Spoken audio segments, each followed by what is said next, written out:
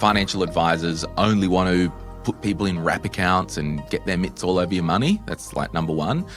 Number two, wrap accounts, they're more expensive in terms of super. The other one that I see is wrap accounts, I have to have them through a financial advisor.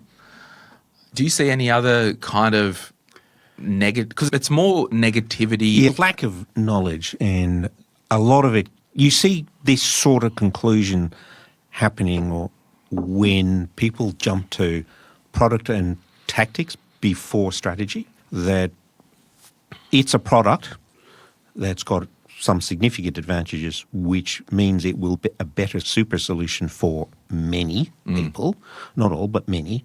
And it does come usually at a slightly high cost, depending on what you're comparing it to. But those advantages for people with far enough from retirement and big enough a balance will generally be outweighed by the benefits. But you've got to start with strategy. The wrap word, that's not an acronym, is it? No, technically these things are called IDPSs, Investor Directed Portfolio Services, which is probably a better description of what they actually do. But the word wrap has become a colloquial term or slang term for IDPS. Some of the product providers have included in their names, like Macquarie Wrap, for example. The old BT Super Wrap, yep. Which incidentally was the first. But I think the investor-directed portfolio service is actually the better description because what it is an opportunity for you to direct the trustee of the super fund to invest the way you want. Is that always a good thing, though? It is if you're doing that with the sufficient knowledge. Obviously, control without capability is useless. So that's effectively what a wrap account is. It is. And it's really an unbundling of the things that go to make up a super fund. Okay, talk to me about that. So when I look at a super fund, when you consider a super fund, you're buying three broad categories of services. You're buying compliance and custody, which is really the entity that issues the PDS, designs the structure, keeps the accounts, holds the license, and there's 165 of those providers in the country, and they all have a thing called a RSE, a registrable superannuation entity, and so you have to buy it from one of those. The next thing you're buying is portfolio construction.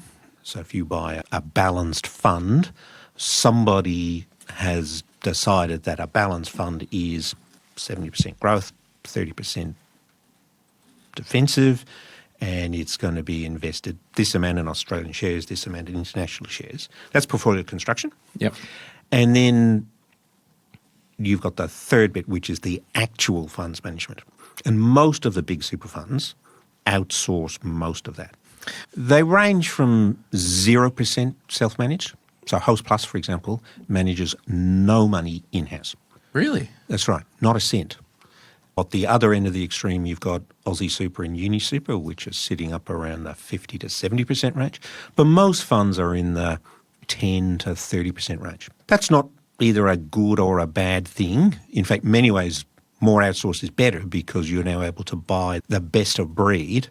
And you're paying for some IP potentially with portfolio and construction. And of course, if you do it in-house, you've got to employ these people, which means if the mandate doesn't deliver what you thought it was, not only do you have to just sack the manager, but you now have to get rid of a whole team and overhead. So outsourcing is a good thing. So they're the three services. Those three fundamental pieces.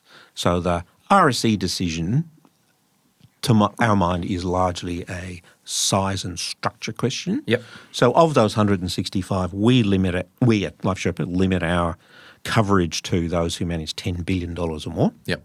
Which instantly means Vanguard's not on that list. They will be soon, I suspect, but today they're not. And that's because running a super fund is a scale game, right? Yep. It doesn't cost all that much more to run a fund with 1 million members than 500,000 members. Yeah. It's also a negative, so you have to be, because the bigger they are, the less they're able to make small decisions. So if you're managing, if you're one of the big 8 that manages more than $100 billion, you can't make $1 million decision. So you can't invest in a small company outside the ASX 300. Because it's too much. Because you have to make too many of those decisions. Yeah. So in asset consulting, they call that relationship budgets. So how many decisions can you make? How many managers can you deal with and still run a Yep. $150 billion fund? So structure. Yep. So that decision as to which RSC I buy this from dictates that sort of size and scale and scope. And it also, importantly, when we come to actually talk about wrap accounts, it defines structure. And structures are either pooled, like most of the big public funds that you'd be familiar with, where everyone's money is tipped into. So the big public funds, we're talking about the big industry funds and big retail funds. Well, effectively, Any fund that you can buy on their website. everything that's not a self-managed super fund Yes. or an IDPS will pool the money. Yep. And that's got some tax implications, which we'll come back to when we talk about wraps themselves. Yep. But those two decisions are the next biggest decision after asset allocation. Cool. And that's fundamentally driven by which RSE and which product you buy. Yep.